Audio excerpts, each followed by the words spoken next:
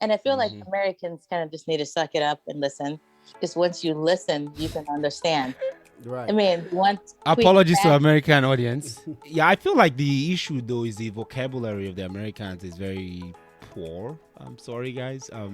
Poor in the sense. I mean, poor in a nice way, in the sense that I don't know how poor can be a nice way. Can There's poor be a nice way? they have the British Well, English as I'm well gonna I have to too. mean, cut this out. So they have well, I American mean, English I mean, also. how about this? I mean, I'm not gonna say it's technically poor because I've met a lot of people, a lot of, I mean, like Americans that will pronounce anything.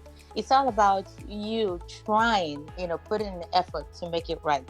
Right. If you Mm. try to make something perfect, you will be perfect at this. I mean, Or at you it. get close. Yeah.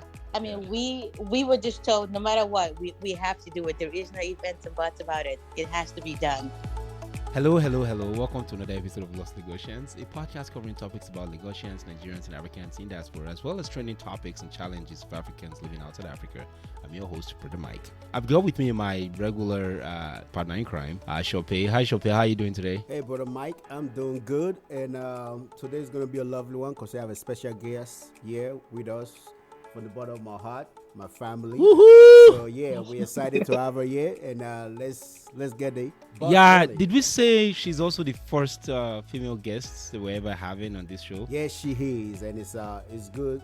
We are so happy for having the number one female guest. Also, I was also wondering, like, maybe we should have a special red carpet music or ta-na-na-na-na.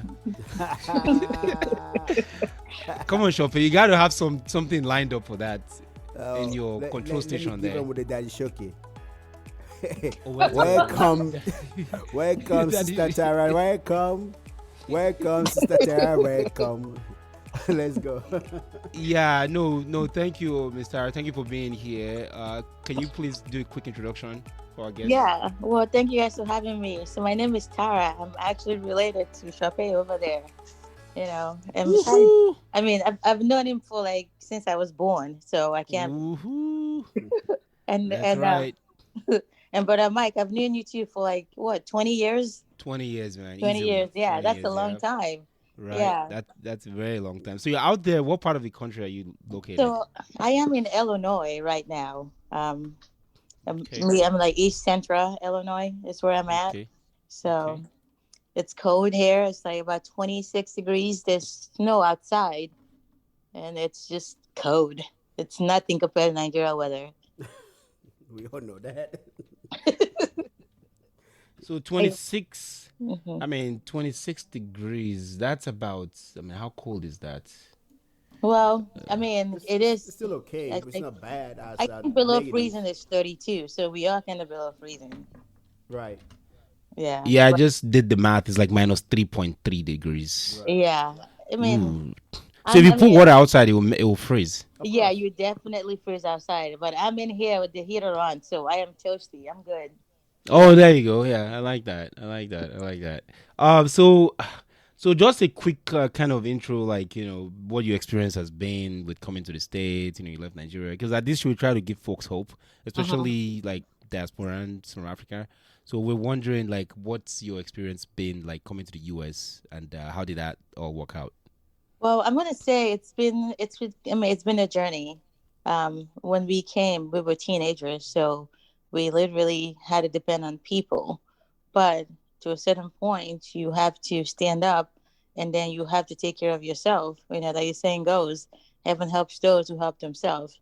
Just because you're here with somebody doesn't mean you can't find your way at a certain point. So when we came, we started off in New York City, which was, in my opinion, as at that time, it was equivalent to being in Lagos, since we grew up in Lagos. There's a lot of people. It was great. Like, you come outside and you're walking like shoulder to shoulder with people. So it wasn't hard for that first couple of months. I mean, there was no. I didn't miss Nigeria that much. But when we moved to Illinois was when it got rough. It was hard because there's like nobody. um, you wake up in the morning, you see people between 7 o'clock in the morning to 8 o'clock going to work, and then you see them between 4:30 to like 5:30 coming home. I mean, it was really really hard, but that's more like, I mean, that's for you, like if you're a people person, that part of it. But the other part of, like, as in acclimating yourself to the system, trying to figure out where you belong, and trying to get yourself to the point where you're self-sufficient. It's not as easy as people say it is. You have to, in order to be successful in this country, you have to be educated. It's one of the things that I noticed.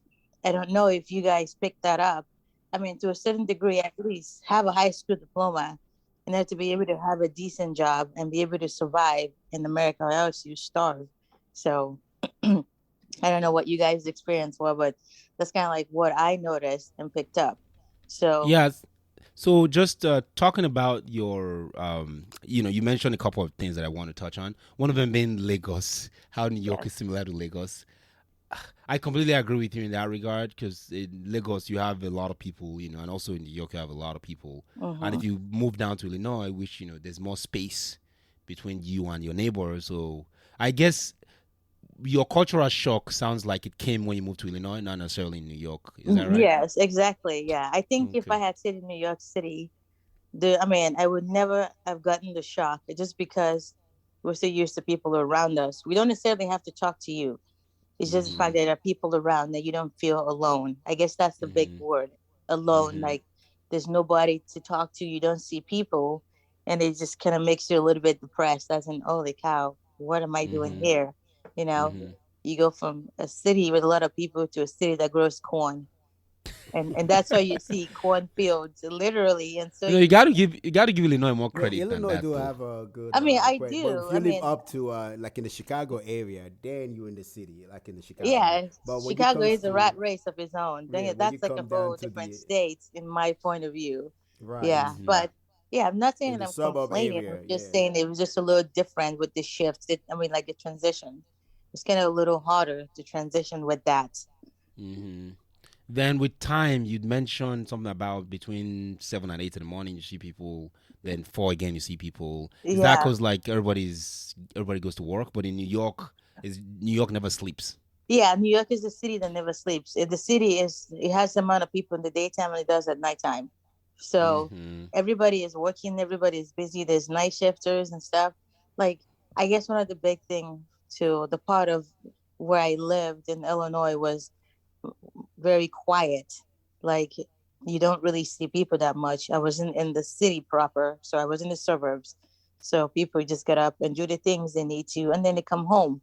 So there's no need for them to be run around. There are no like convenience stores where I lived, so it kind of made it a little bit harder to see people. So that's kind of what it was. How would you rate your experience? You'd mentioned something earlier. Again, I'm just like you say something, but whatever you say has like 10 different points in it. Because you're actually very intellectual and you just talk very fast. So I'm trying to like break it down. One of the things you um, actually said was, something about you have to be independent. You mentioned something about like being independent and being able yeah, to, yeah. What's that experience like for somebody who's just again coming here as a teenager? You came with family, and your parents necessarily were not with you when you came to New York. Like, how did that shift happen for people coming from Nigeria? well, my thing, I guess, in my place was I was already an independent child growing up in Nigeria. Um, I I was just that way, so I was able to do things and venture out. I like to explore. I'm kind of curious. My dad used to call me a curious cat. So Mm-hmm. I would be one of those people that would, if I see something and I don't understand, I would ask people. I said, "Okay, so what does this mean?" Like in the real world, and then they will tell me, and I'll ask, "What does this mean to me as an African?" And Mm-hmm. then with that, I will kind of play with it, take that and make it mine so I can blend in perfectly with everybody.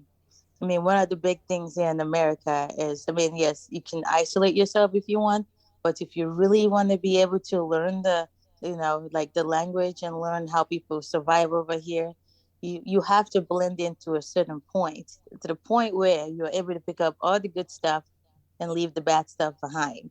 Because if you don't blend in, you're never going to know what's going on. You're never going to understand the Mm-hmm. social norms. You're not going to Mm-hmm. understand, okay, what do I need to do so I can get a job? So there's so many things. It's not as easy as Nigeria where you can walk to someone's store or walk to the market and say, hey, I need a job. And then they'll give you a job and then they'll pay you cash. it's not the same thing. The system here is a little bit different. So, acclimating yourself to the system and being able to work the system where, as a new Nigerian coming into this country, you are able to survive and do stuff legally, so you don't get yourself in trouble. Right. Yeah, speaking of language, there was an experience that I had, and I'm sure you all probably have a similar experience. Mm-hmm. I came here, and when I was talking to, I don't remember who it was.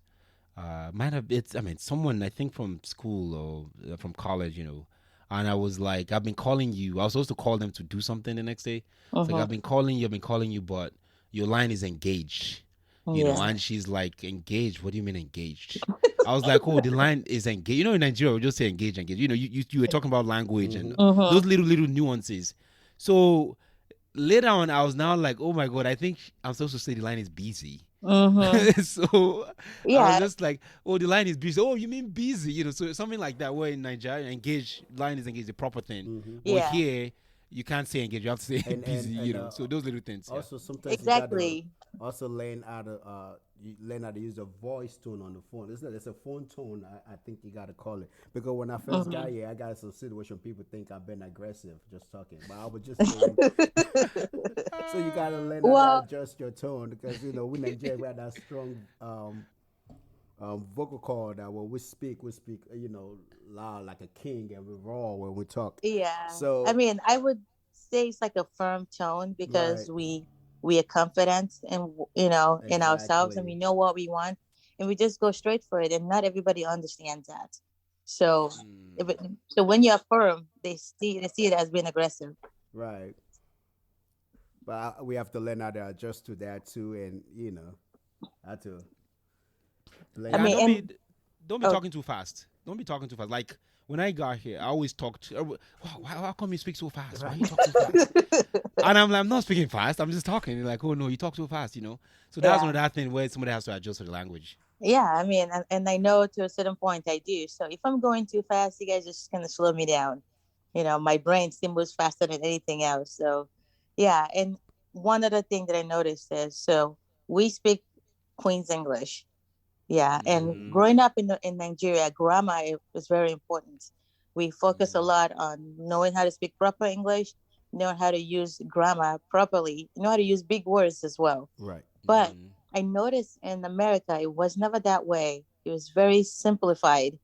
So, I mean, I had a lot of American friends that I used to make fun of. I would tell them that their English was garbage. Then when they go back to like speaking Queen's English, it would be like a whole big argument for Right. like 30 minutes, and then we'll be laughing about it.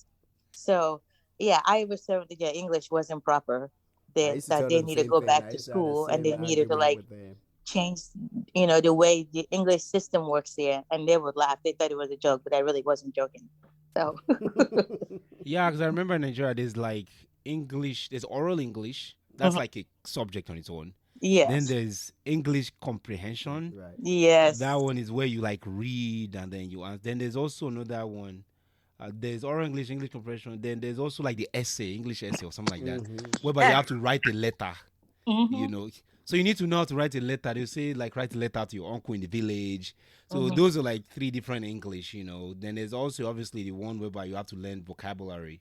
Right. Yes. You have dictionaries. I mean, remember coming here, I had a dictionary with me. Like, Oh, you know, I used Right. dictionary for years. Now, yeah, even now I still do. The only yeah. thing is I just use it online, not the book anymore. Mhm. That's Mhm. the difference.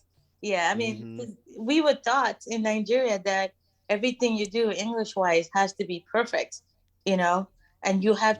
you have to understand almost every word in a dictionary. You have to know what every word means, and you have to know how to use that word. But it wasn't that Mhm. way in America. So blending in that way was a little bit hard. But then again, I found some professors that understood, the fact that I grew up with Queen's English, and they Mhm. they understood that, and they loved it, they appreciated it. And then you also have those that was like, oh my goodness, what are you talking about?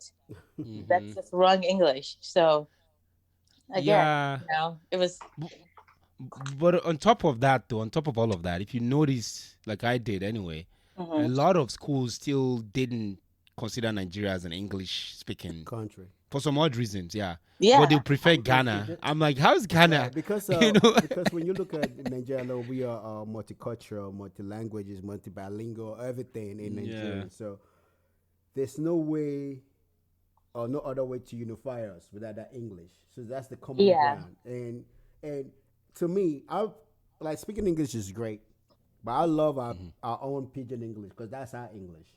You know, Mm-hmm. that's our English. We made that. We created that so we can communicate with one another. And it's been good to us so far. We're using it in our music and it's popular everywhere. Before you know it, you're all going to start speaking Nigerian pidgin English. You know, Yeah, Nigerian and slang.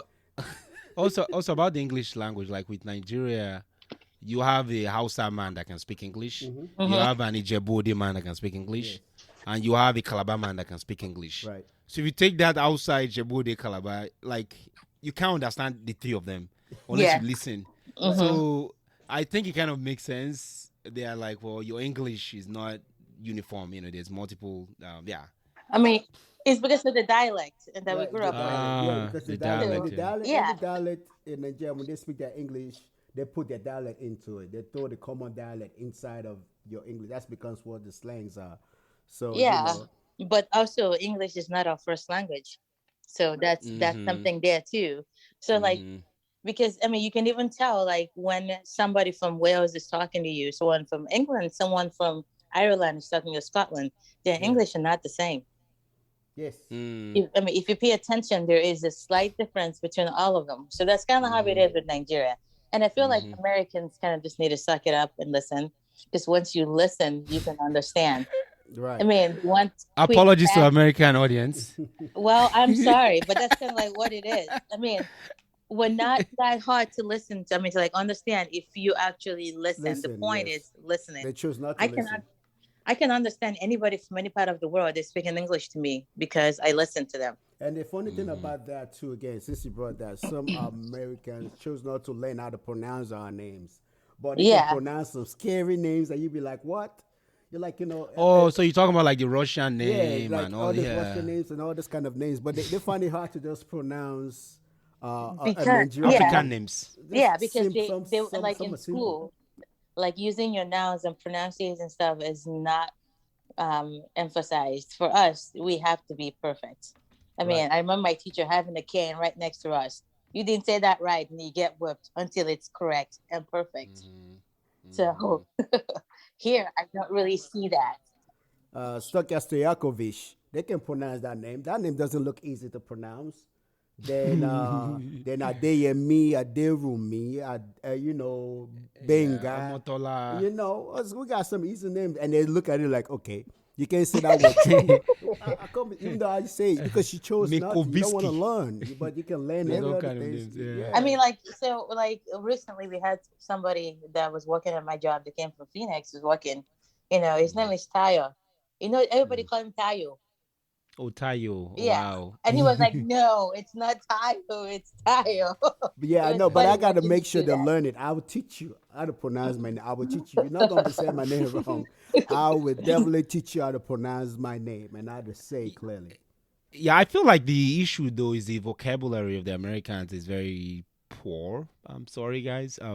Poor in the sense. I mean, poor in a nice way, in the sense that I don't know how poor can be a nice way. Can poor be a nice way? they have the British, Well, British English as I'm well. gonna have I to mean, cut this out. So they have well, American English I also. mean, how about this? I mean, I'm not gonna say it's technically poor because I've met a lot of people, like Americans that would pronounce anything. It's all about you trying, putting in the effort to make it right. Right. If you try to make something perfect, you will be perfect at this. I mean, When at you it. get close. Yeah. I Yeah. mean, we were just told no matter what, we have to do it. There is no ifs and buts about it. It has to be done. Yeah. So let me. When I say poor, what I mean, just to wrap that up, is that in Nigeria we have these words you have to know to take like a JAMB or WAEC or Right. GCE. So we have a very deep vocabulary. So we know a lot of words. Uh-huh. And so, like the example I gave when I said the phone is engaged, and the woman's like, oh, busy. In Nigeria, because we speak Queen's English, we have Yes. a big depth of vocabulary. And some words, the way we use them, Mm-hmm. Americans are not used to Yeah, words yeah. that way, and their English is just like really easy, Yeah, Yeah, Right. it's simplified, and there's nothing it's wrong with that. simplified, and Yeah. there's nothing wrong with that. Maybe there's nothing wrong with that. It's simplified, yeah. But then we Africans we actually speak more English in Mm-hmm. terms of I would argue speak more English than them because English is our first language in Nigeria for the most part. Although not our native language, but still our first language. Yeah. But yeah. So regarding languages and how someone navigates, I'm wondering what you guys have done to be able to cope with the American English. Well, like I had to learn to like change a couple of things, and probably why moving like going on. I mean, like along the years, I lost my accent a little bit. It's still there, but it's not Mm-hmm. up pronounced. I mean, because of what I do. I mean, I work with people. Mm-hmm. My Mm-hmm. population is very different. It can range from Mm-hmm. children all the way to adults. So to a Mm-hmm. certain point, I had to like kind of adapt and adopt certain things that they do without completely losing myself. Losing To a point. identity.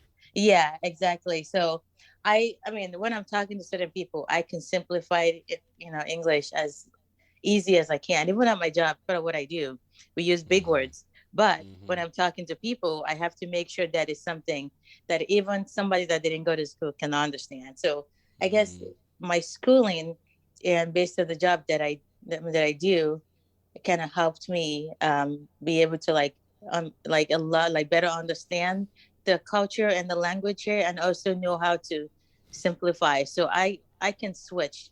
I'm pretty easy. I can go to Nigerian mode. I can go to American mode. Once in a while, I define myself in a British mode when I'm like super excited or like super annoyed. Mm-hmm. But yeah. So I know of a friend who was taking a class. It's kind of like an ESL class, Hmm. English as a second language class. I mean, this guy has a PhD, like he's super educated. I don't know Hmm. why, but I think his job was public facing. So he's one of it's like a C-suit, Well, CEO, CFO. see, that's So one because of that, they class. made him take that class. Yeah, that's one class that I never took. Like, Oh, you never took ESL? no, I never. I mean, I was when I came to America, I was Mm-hmm. lucky. I did not even take basic English. The Wow. English that I had to take was communication skills, and that was only because they just Mm. wanted me to start there. I Mm-hmm. tested into rhetoric. Oh, right, right, right, right, Yeah, right, right, so right, I, right, I, right. I, so I talk. I mean, whenever I'm talking to those people and stuff, I think it's more of the clarity. I think it's not because of how smart we were as Nigerians. It's just the lack of understanding. Yeah, it's about clarity. If they feel like they can understand you, you're clear and precise, and they can understand a little bit of what you say, you don't have to take that. All of those beginning classes that they make us take, I Mm-hmm. never took any one of those. Wow. Even Well, me, even I if, took English 101 again. Some of us are not that smart. Even though I was in college in Nigeria, I was in college in Nigeria already. I was, Mhm. like going through my second, third year in Nigeria. When I came Yeah. here, they made me take like English 101 all over again. Oh yeah. No, I mean, they just told me just go ahead. So I went straight to 121. I did rhetoric. I did rhetoric one, rhetoric two. Those are the only Hmm. English I've ever taken in Oh, my wow. life. Yeah. Yeah. It depends. Like, I mean, I know Chopin and myself, we are like, he's from Ajegunle and, me, I'm from like Yaba area. So we grew up in the slum, I guess. So our English was all like very, very Nigerian And conkness. So some of that listen, is also perception when yeah, I they mean, I perceive that dabbled they can too, understand.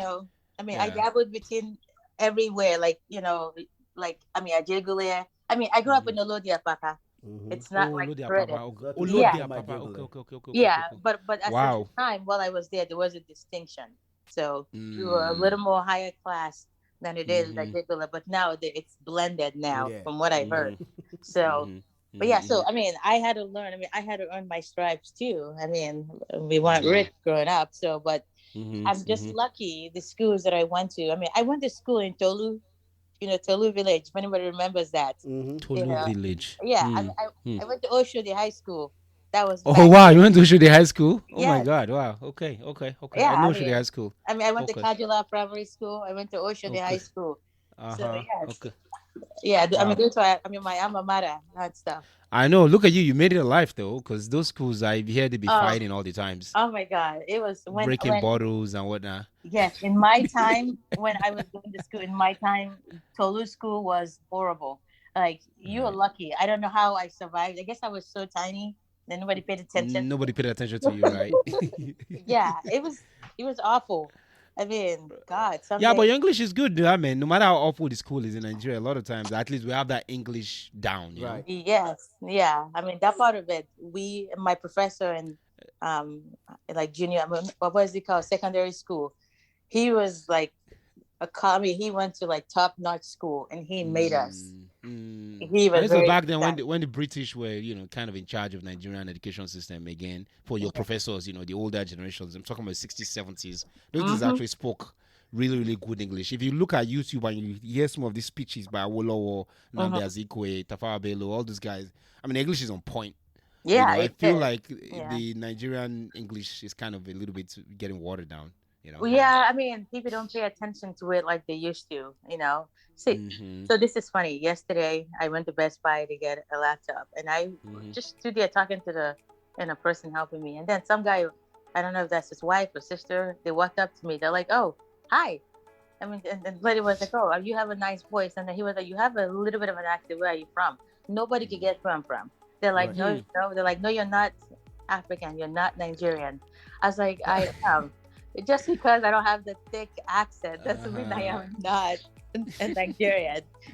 No, me, they'd be like, oh, sometimes when I first got here, oh, you're from Jamaica, you're from Barbados, like, Mm-hmm. you know, they can't play some of that accent. It's kind of, but now I think a lot of people can, Can now. like, oh, you're from Nigeria. Right. Mm-hmm. Yeah, I think we're getting Nigeria is getting a little bit. I mean, a lot more popular. Yeah, popularity Hopefully, in Nigeria, in the especially in good our way, music. not in the bad way. That is So. good Of course. because Yeah. in the 80s it's like we got a little bad popularity thing going on then in the 80s when that the drugs stopped playing when in the 80s. But I think Nigeria has cleaned that up completely, and we are in good faith around the world, Well, we're and we are, trying yeah, to. we are I mean, that trying. much I would say. We're They're still the trying. bad ones, you know. Yeah, of course. So. Every country have them.